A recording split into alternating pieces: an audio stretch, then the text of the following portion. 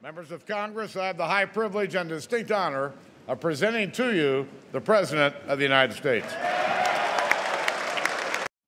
Mr. Vice President, members of Congress, my fellow Americans. We are 15 years into this new century. 15 years that dawned with terror touching our shores, that unfolded with a new generation fighting two long and costly wars, that saw a vicious recession spread across our nation and the world. It has been and still is a hard time for many. But tonight, we turn the page. Tonight, after a breakthrough year for America, our economy is growing and creating jobs at the fastest pace since 1999. Our unemployment rate is now lower than it was before the financial crisis. More of our kids are graduating than ever before. More of our people are insured than ever before. And we are as free from the grip of foreign oil as we've been in almost 30 years. Tonight, for the first time since 9/11, our combat mission in Afghanistan is over. 6 years ago, nearly 180,000 American troops served in Iraq and Afghanistan. Today, fewer than 15,000 remain. And we salute the courage and sacrifice of every man and woman in this 9/11 generation who has served to keep us safe. We are humbled and grateful for your service. America, for all that we have endured, for all the grit and hard work required to come back, for all the tasks that lie ahead, know this: the shadow of crisis has passed, and the state of the union is strong.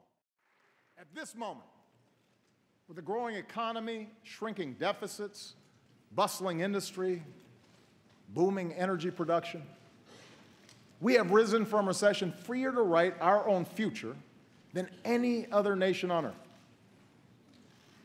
It's now up to us to choose who we want to be over the next 15 years and for decades to come.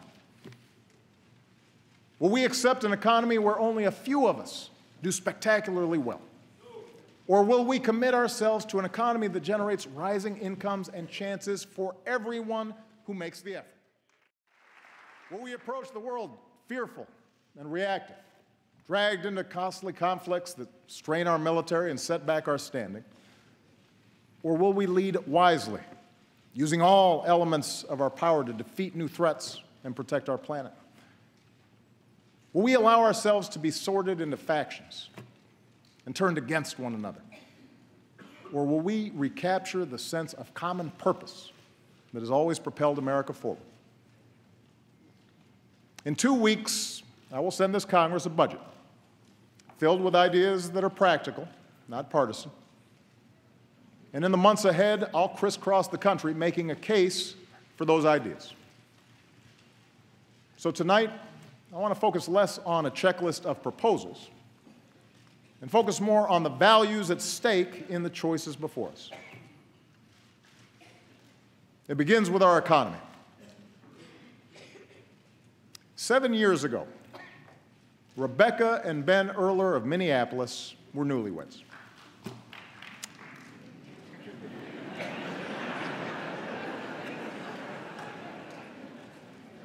She waited tables, he worked construction.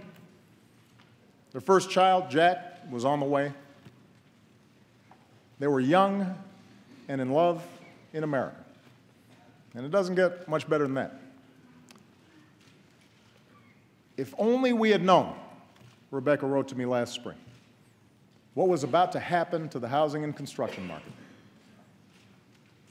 As the crisis worsened, Ben's business dried up. So he took what jobs he could find, even if they kept him on the road for long stretches of time. Rebecca took out student loans and enrolled in community college and retrained for a new career. They sacrificed for each other. And slowly it paid off. They bought their first home. They had a second son, Henry. Rebecca got a better job and then a raise. Ben's back in construction and home for dinner every night. It is amazing, Rebecca wrote, what you can bounce back from when you have to. We are a strong, tight-knit family who has made it through some very, very hard times. We are a strong, tight-knit family who has made it through some very, very hard times. America, Rebecca and Ben's story is our story. They represent the millions who've worked hard and scrimped and sacrificed and retooled. You are the reason that I ran for this office. You are the people I was thinking of 6 years ago today, in the darkest months of the crisis, when I stood on the steps of this Capitol and promised we would rebuild our economy on a new foundation. And it has been your resilience, your effort, that has made it possible for our country to emerge stronger. We believed we could reverse the tide of outsourcing and draw new jobs to our shores. And over the past 5 years, our businesses have created more than 11 million new jobs. We believed we could reduce our dependence on foreign oil and protect our planet. And today, America is #1 in oil and gas. America is #1 in wind power. Every 3 weeks, we bring online as much solar power as we did in all of 2008. And thanks to lower gas prices and higher fuel standards, the typical family this year should save about $750 at the pump. We believed we could prepare our kids for a more competitive world. And today, our younger students have earned the highest math and reading scores on record. Our high school graduation rate has hit an all-time high. More Americans finish college than ever before. We believe that sensible regulations could prevent another crisis, shield families from ruin, and encourage fair competition. Today, we have new tools to stop taxpayer-funded bailouts and a new consumer watchdog to protect us from predatory lending and abusive credit card practices. And in the past year alone, about 10 million uninsured Americans finally gained the security of health coverage. At every step, we were told our goals were misguided or too ambitious, that we would crush jobs and explode deficits. Instead, we've seen the fastest economic growth in over a decade, our deficits cut by 2/3, a stock market that has doubled, and healthcare inflation at its lowest rate in 50 years. This is good news, people.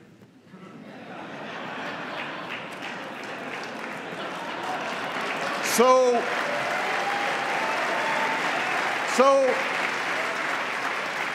the verdict is clear. Middle-class economics works. Expanding opportunity works. And these policies will continue to work as long as politics don't get in the way. We can't slow down businesses or put our economy at risk with government shutdowns or fiscal showdowns. We can't put the security of families at risk by taking away their health insurance or unraveling the new rules on Wall Street or refighting past battles on immigration when we've got to fix a broken system. And if a bill comes to my desk that tries to do any of these things, I will veto it. It will have earned my veto. Today, thanks to a growing economy, the recovery is touching more and more lives. Wages are finally starting to rise again. We know that more small business owners plan to raise their employees' pay than at any time since 2007. But here's the thing. Those of us here tonight, we need to set our sights higher than just making sure government doesn't screw things up. The government doesn't halt the progress we're making. We need to do more than just do no harm. Tonight, together, let's do more to restore the link between hard work and growing opportunity for every American. Because families like Rebecca's still need our help. She and Ben are working as hard as ever, but they've had to forego vacations and a new car so that they can pay off student loans and save for retirement. Friday night pizza, that's a big splurge. Basic child care for Jack and Henry costs more than their mortgage and almost as much as a year at the University of Minnesota. Like millions of hardworking Americans, Rebecca isn't asking for a handout, but she is asking that we look for more ways to help families get ahead. And in fact, at every moment of economic change throughout our history, this country has taken bold action to adapt to new circumstances and to make sure everyone gets a fair shot. We set up worker protections, Social Security, Medicare, Medicaid, to protect ourselves from the harshest adversity. We gave our citizens schools and colleges, infrastructure, and the internet, tools they needed to go as far as their efforts and their dreams will take them. That's what middle-class economics is. The idea that this country does best when everyone gets their fair shot. Everyone does their fair share. Everyone plays by the same set of rules.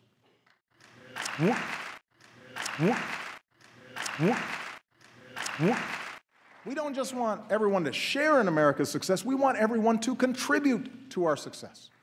So what does middle-class economics require in our time?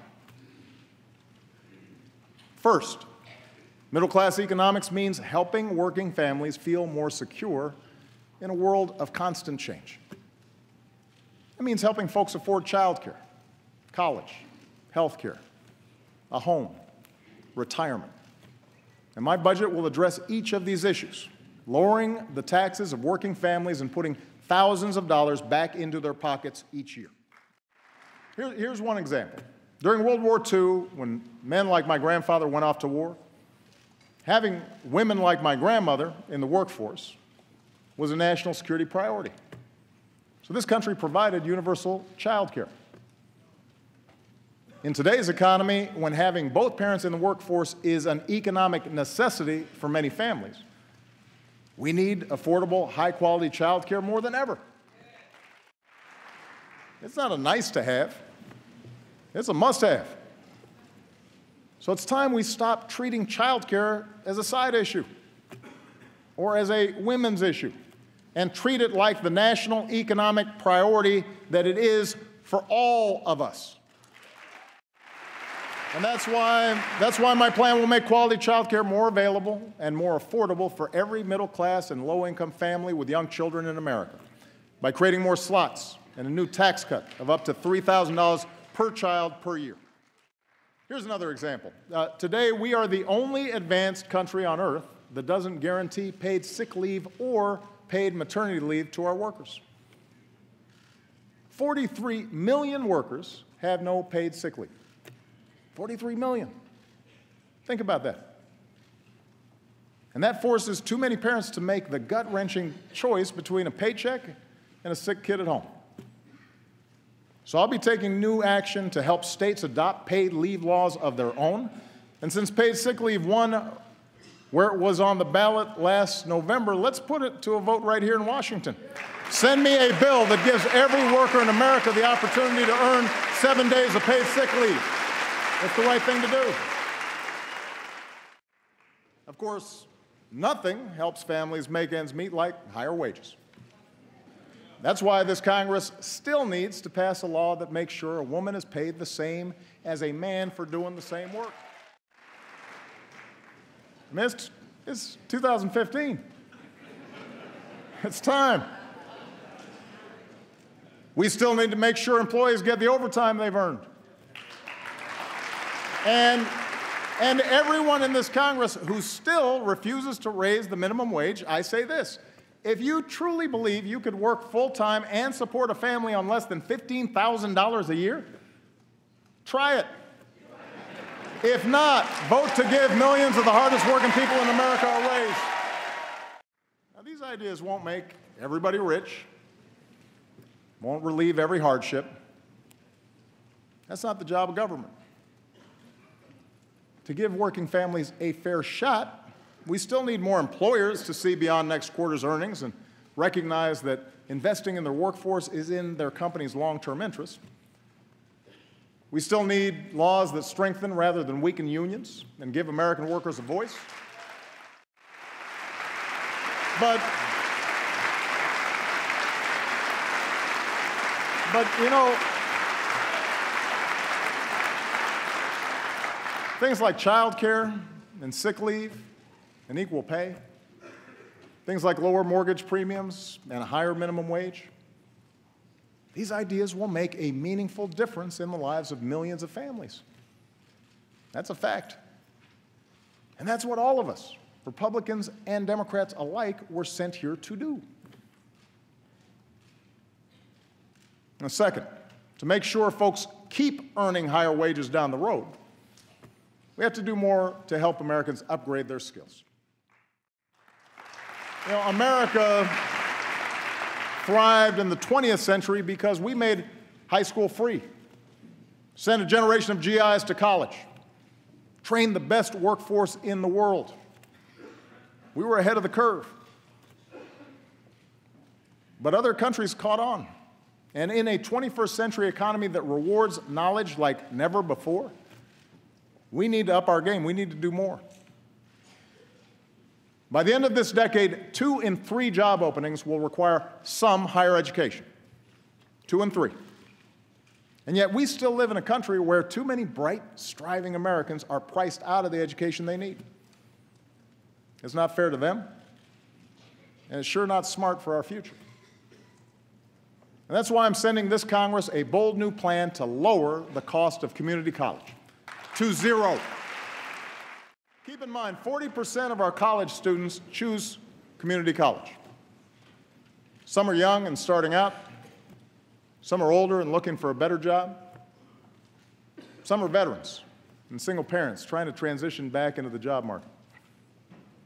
Whoever you are, this plan is your chance to graduate ready for the new economy without a load of debt.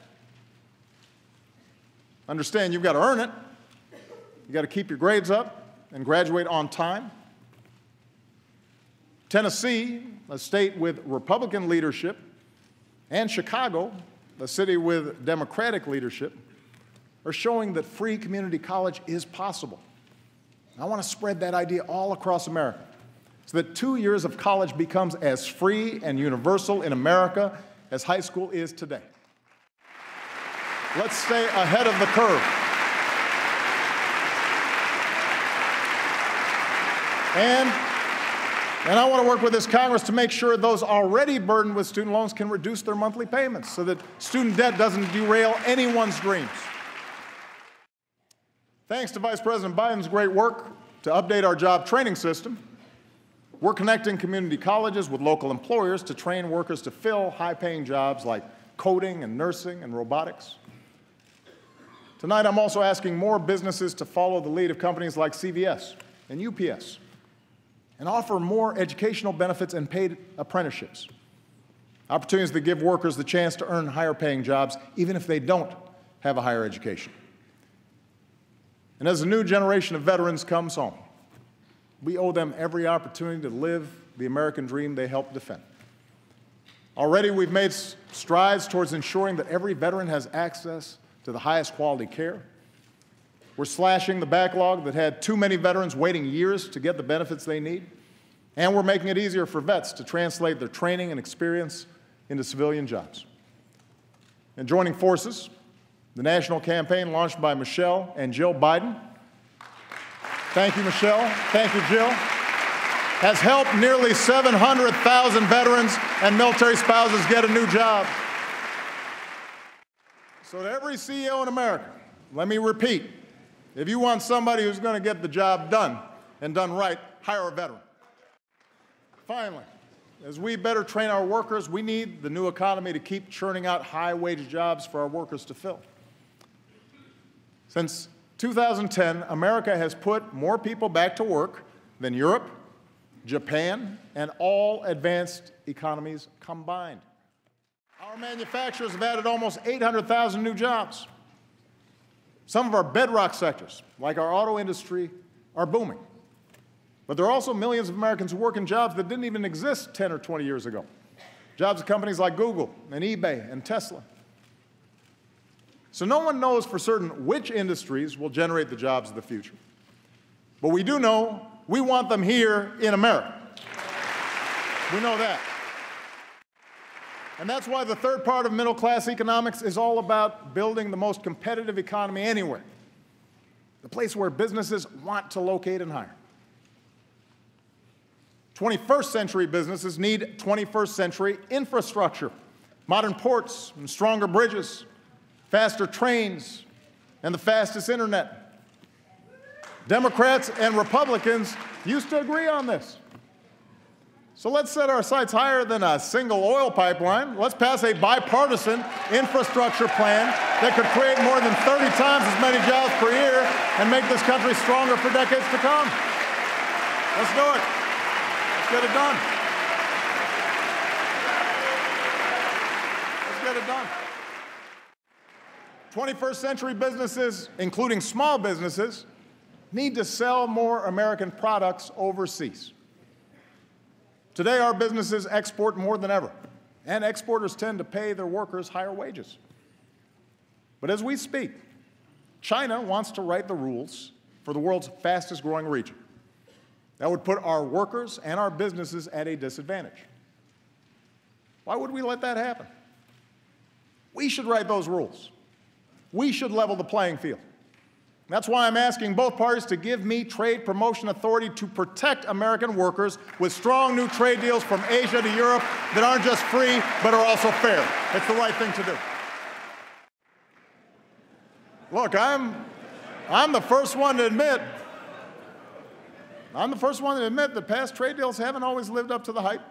And that's why we've gone after countries that break the rules at our expense. But 95% of the world's customers live outside our borders. We can't close ourselves off from those opportunities. More than half of manufacturing executives have said they're actively looking to bring jobs back from China. So let's give them one more reason to get it done. 21st century businesses will rely on American science and technology, research and development. I want the country that eliminated polio and mapped the human genome to lead a new era of medicine, one that delivers the right treatment at the right time. In some patients with cystic fibrosis, this approach has reversed a disease once thought unstoppable. So tonight I'm launching a new precision medicine initiative to bring us closer to curing diseases like cancer and diabetes, and to give all of us access to the personalized information we need to keep ourselves and our families healthier. We can do this. I intend to protect a free and open internet, extend its reach to every classroom and every community, and help folks build the fastest networks so that the next generation of digital innovators and entrepreneurs have the platform to keep reshaping our world. I want Americans to win the race for the kinds of discoveries that unleash new jobs, converting sunlight into liquid fuel, creating revolutionary prosthetics so that a veteran who gave his arms for his country can play catch with his kids again, pushing out into the solar system, not just to visit, but to stay. Last month, we launched a new spacecraft as part of a re-energized space program that will send American astronauts to Mars. And in 2 months, to prepare us for those missions, Scott Kelly will begin a year-long stay in space. So good luck, Captain. Make sure to Instagram it. Now, the truth is, when it comes to issues like infrastructure and basic research, I know there's bipartisan support in this chamber. Members of both parties have told me so. Where we too often run onto the rocks is how to pay for these investments. As Americans, we don't mind paying our fair share of taxes as long as everybody else does too. But for far too long, lobbyists have rigged the tax code with loopholes that let some corporations pay nothing while others pay full freight. They've riddled it with giveaways that the super rich don't need while denying a break to middle-class families who do. This year we have an opportunity to change that. Let's close loopholes so we stop rewarding companies that keep profits abroad and reward those that invest here in America. Let's use those savings to rebuild our infrastructure and to make it more attractive for companies to bring jobs home. Let's simplify the system and let a small business owner file based on her actual bank statement instead of the number of accountants she can afford. Let's close the loopholes that lead to inequality by allowing the top 1% to avoid paying taxes on their accumulated wealth. We can use that money to help more families pay for child care and send their kids to college. We need a tax code that truly helps working Americans trying to get a leg up in the new economy, and we can achieve that together. Helping hardworking families make ends meet, giving them the tools they need for good-paying jobs in this new economy, maintaining the conditions of growth and competitiveness. This is where America needs to go. I believe it's where the American people want to go. It'll make our economy stronger a year from now, 15 years from now, and deep into the century ahead. Of course, if there's one thing this new century has taught us, it's that we cannot separate our work here at home from challenges beyond our shores. My first duty as Commander-in-Chief is to defend the United States of America. In doing so, the question is not whether America leads in the world, but how. When we make rash decisions, reacting to the headlines instead of using our heads, when the first response to a challenge is to send in our military, then we risk getting drawn into unnecessary conflicts and neglect the broader strategy we need for a safer, more prosperous world. That's what our enemies want us to do. I believe in a smarter kind of American leadership. We lead best when we combine military power with strong diplomacy, when we leverage our power with coalition building, when we don't let our fears blind us to the opportunities that this new century presents. That's exactly what we're doing right now. And around the globe, it is making a difference. First, we stand united with people around the world who've been targeted by terrorists, from a school in Pakistan to the streets of Paris.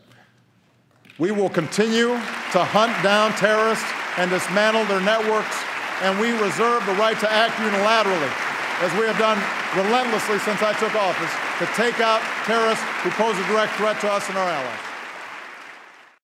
At the same time, we've learned some costly lessons over the last 13 years.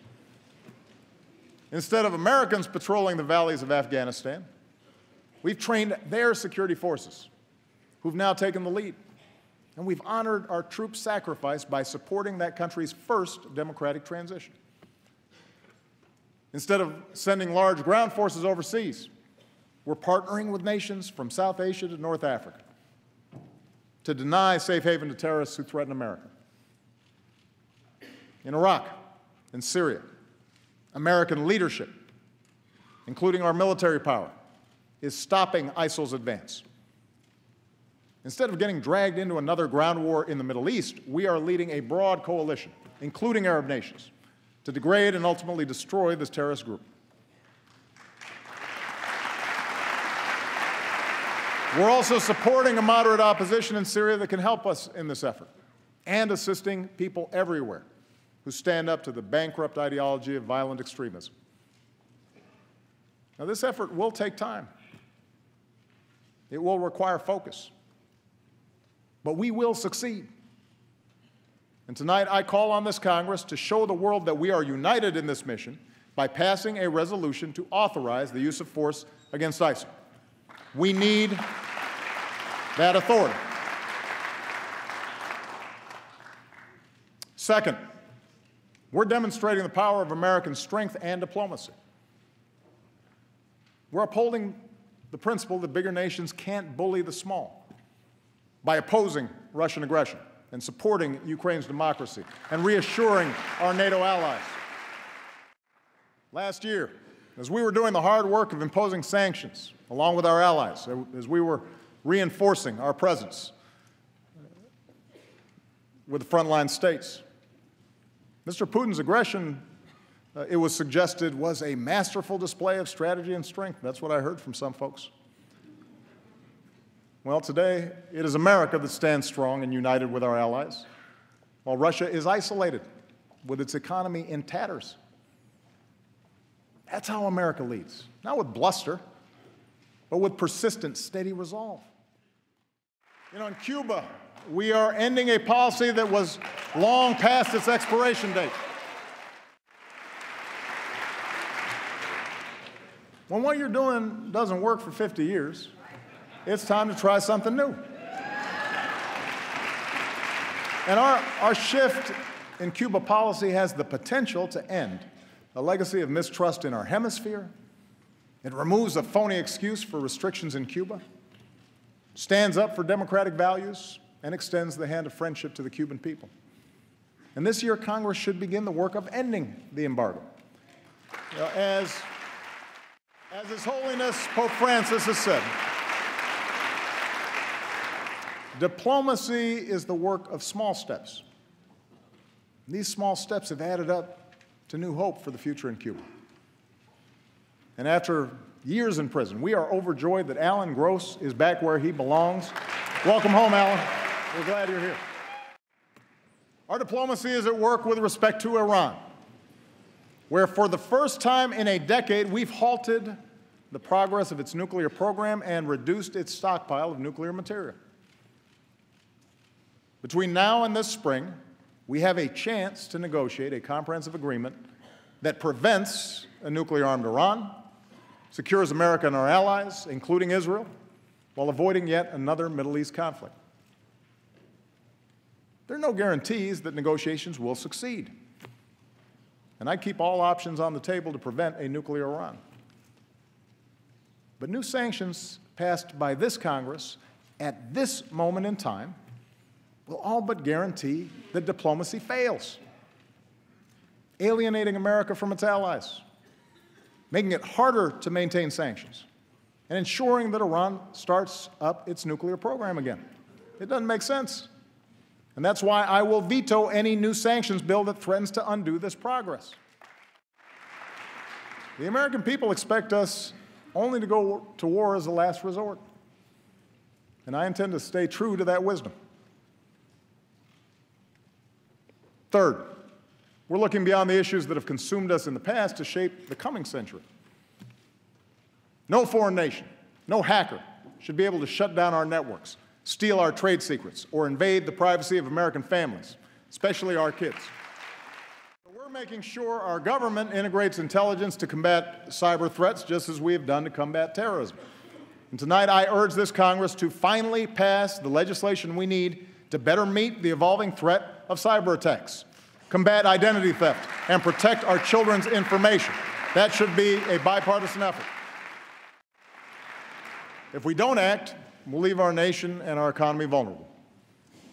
If we do, we can continue to protect the technologies that have unleashed untold opportunities for people around the globe. In West Africa, our troops, our scientists, our doctors, our nurses, our healthcare workers are rolling back Ebola, saving countless lives and stopping the spread of disease. I could not be prouder of them. And I thank this Congress for your bipartisan support of their efforts. But the job is not yet done, and the world needs to use this lesson to build a more effective global effort to prevent the spread of future pandemics, invest in smart development, and eradicate extreme poverty. In the Asia-Pacific, we are modernizing alliances while making sure that other nations play by the rules in how they trade, how they resolve maritime disputes, how they participate in meeting common international challenges like nonproliferation and disaster relief. And no challenge poses a greater threat to future generations than climate change.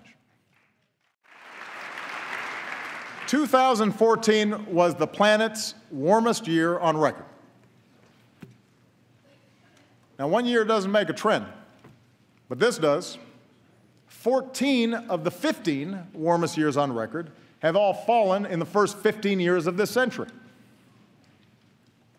I've heard some folks try to dodge the evidence by saying they're not scientists, that we don't have enough information to act.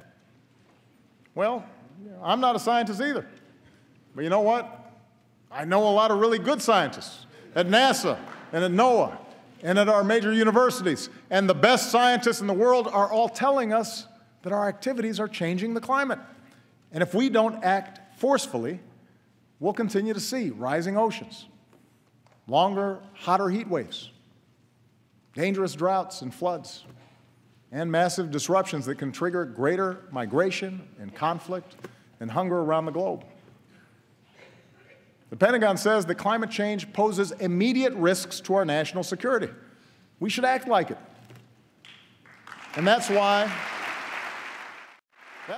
over the past 6 years, we've done more than ever to combat climate change, from the way we produce energy to the way we use it.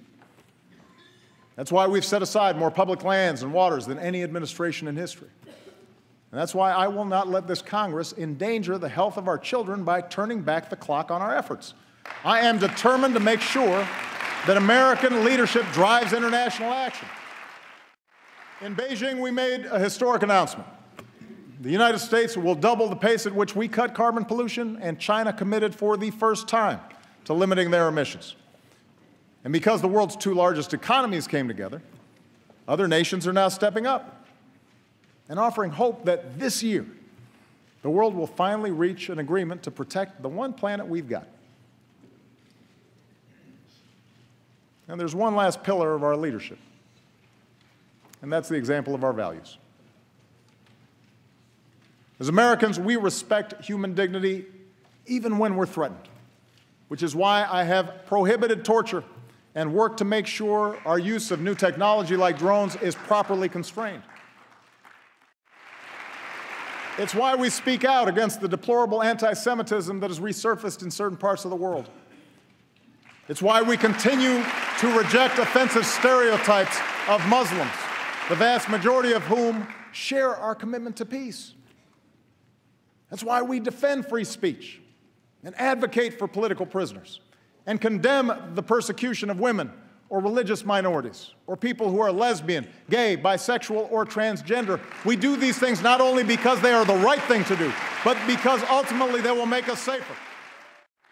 As Americans, we have a profound commitment to justice. So it makes no sense to spend $3 million per prisoner to keep open a prison that the world condemns and terrorists use to recruit.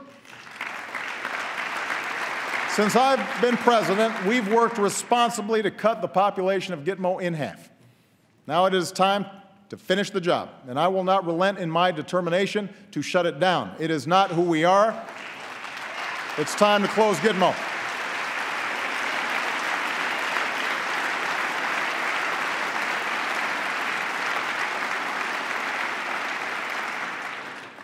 As Americans, we cherish our civil liberties. And we need to uphold that commitment if we want maximum cooperation from other countries and industry in our fight against terrorist networks. So while some have moved on from the debates over our surveillance programs, I have not. As promised, our intelligence agencies have worked hard with the recommendations of privacy advocates to increase transparency and build more safeguards against potential abuse. And next month, we'll issue a report on how we're keeping our promise to keep our country safe while strengthening privacy. Looking to the future instead of the past. Making sure we match our power with diplomacy and use force wisely. Building coalitions to meet new challenges and opportunities. Leading always with the example of our values. That's what makes us exceptional. That's what keeps us strong. That's why we have to keep striving to hold ourselves to the highest of standards, our own. You know, just over a decade ago, I gave a speech in Boston where I said there wasn't a liberal America or a conservative America, a black America or a white America, but a United States of America. I said this because I had seen it in my own life, in a nation that gave someone like me a chance. Because I grew up in Hawaii, a melting pot of races and customs. Because I made Illinois my home, a state of small towns, rich farmland, one of the world's great cities, a microcosm of the country where Democrats and Republicans and independents, good people of every ethnicity and every faith, share certain bedrock values. Over the past 6 years, the pundits have pointed out more than once that my presidency hasn't delivered on this vision. How ironic, they say, that our politics seems more divided than ever. It's held up as proof, not just of my own flaws, of which there are many, but also as proof that the vision itself is misguided, naive, that there are too many people in this town who actually benefit from partisanship and gridlock for us to ever do anything about it.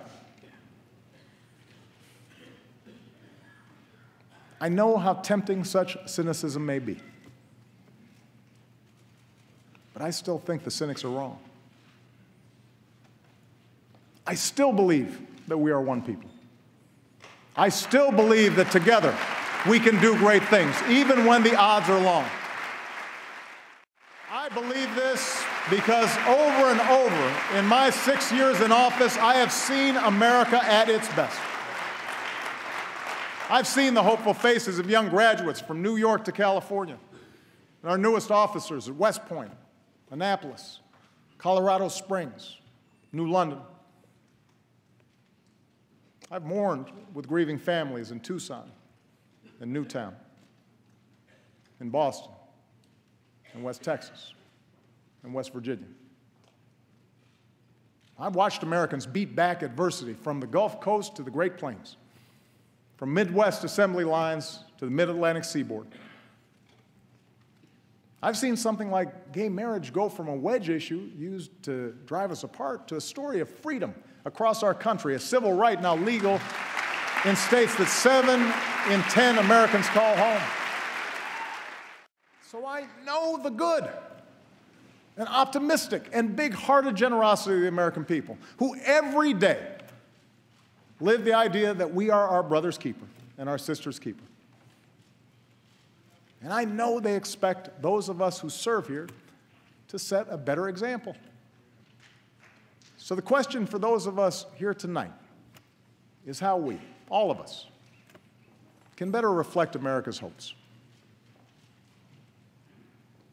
I've served in Congress with many of you. I know many of you well. There are a lot of good people here on both sides of the aisle.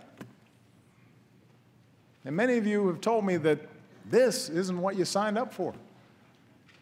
Arguing past each other on cable shows, the constant fundraising, always looking over your shoulder at how the base will react to every decision.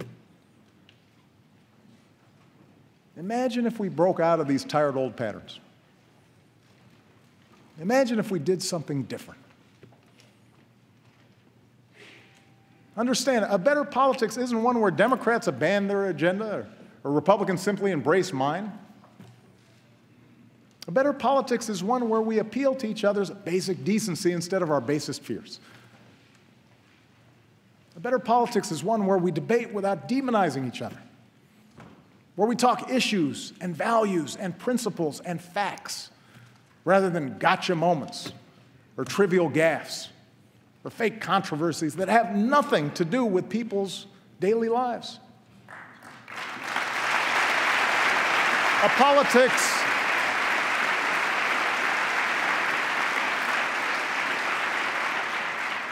A better politics is one where we spend less time drowning in dark money for ads that pull us into the gutter and spend more time lifting young people up with a sense of purpose and possibility, asking them to join in the great mission of building America. If we're going to have arguments, let's have arguments, but let's make them debates worthy of this body and worthy of this country. We still may not agree on a woman's right to choose, but surely we can agree it's a good thing that teen pregnancies and abortions are nearing all-time lows and that every woman should have access to the health care that she needs. Yes, passions still fly on immigration, but surely we can all see something of ourselves in the striving young student and agree that no one benefits when a hardworking mom is snatched from her child, and that it's possible to shape a law that upholds our tradition as a nation of laws and a nation of immigrants? I've talked to Republicans and Democrats about that. That's something that we can share. We may go at it in campaign season, but surely we can agree that the right to vote is sacred, that it's being denied to too many, and that on this 50th anniversary of the Great March from Selma to Montgomery and the passage of the Voting Rights Act, we can come together, Democrats and Republicans, to make voting easier for every single American.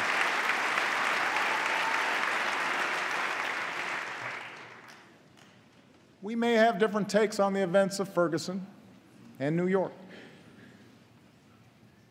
but surely we can understand a father who fears his son can't walk home without being harassed.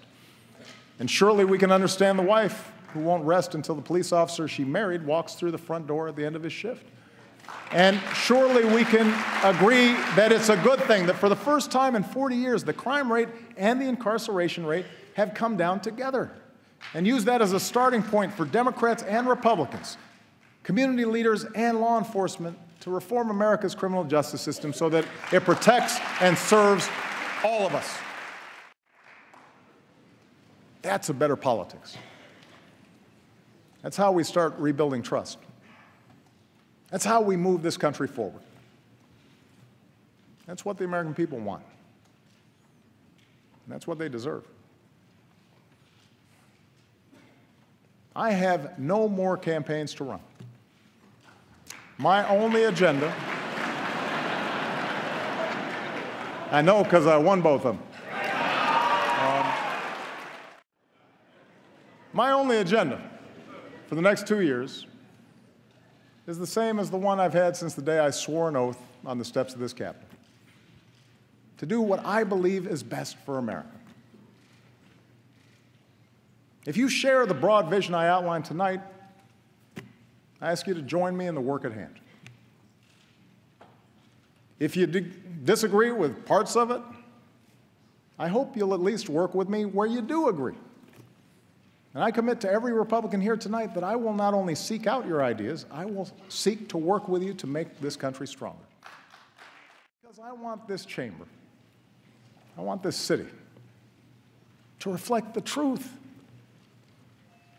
that for all our blind spots and shortcomings, we are a people with the strength and generosity of spirit to bridge divides, to unite in common effort, to help our neighbors, whether down the street or on the other side of the world.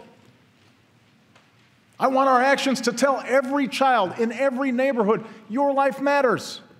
And we are committed to improving your life chances, as committed as we are to working on behalf of our own kids. I want future generations to know that we are a people who see our differences as a great gift, that we're a people who value the dignity and worth of every citizen, man and woman, young and old, black and white, Latino, Asian, immigrant, Native American, gay, straight, Americans with mental illness or physical disability. Everybody matters. I want them to grow up in a country that shows the world what we still know to be true, that we are still more than a collection of red states and blue states, that we are the United States of America. I want them to grow up in a country where a young mom can sit down and write a letter to her president with a story that sums up these past 6 years. It's amazing what you can bounce back from when you have to. We are a strong, tight-knit family who's made it through some very, very hard times. My fellow Americans, we too are a strong, tight-knit family. We too have made it through some hard times. 15 years into this new century, we have picked ourselves up, dusted ourselves off, and begun again the work of remaking America. We have laid a new foundation. A brighter future is ours to write. Let's begin this new chapter together. And let's start the work right now. Thank you. God bless you. God bless this country we love. Thank you.